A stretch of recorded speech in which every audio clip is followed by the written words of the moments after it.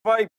Sa mga eksklusibong litratong nakuha ng News 5, makikita ang drug suspect na si Juanito Jose Diaz Remulla III. Panganay na anak siya ni Justice Secretary Boying Remulla at pamangkin ni Cavite Governor John Vic Remulla. Inaresto si Juanito III matapos siyang mahulihan ng parcel na may halos 1 kilong high-grade marijuana. Nagkakahalaga ito ng 1.3 million pesos. Base sa investigasyon, ang suspect ang tumanggap ng parcel na galing sa isang Benjamin Huffman sa San Diego, California sa Amerika. Nagduda raw ang mga opisyal ng isa lang ang parcel sa X-ray ng International Mail Exchange Center sa Pasay.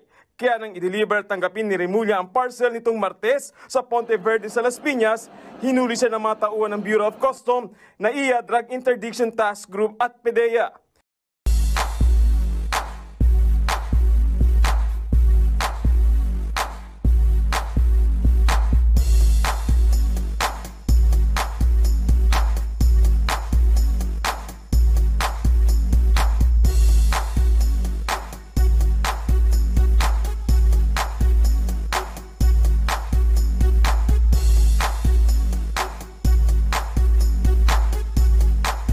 Bilis ng kaso na hinuli po siya ng October 11. I'm talking about, of course, the son of Secretary Remulla, si Juanito Remulla III.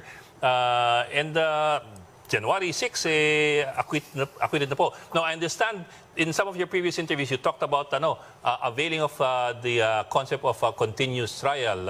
And as early as, I think, 2017, may bagong circular ang Supreme Court on that.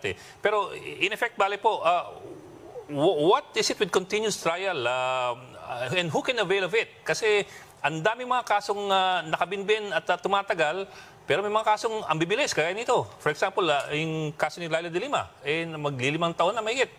Pero hindi umaandar, pero samantalang ito, ang bilis.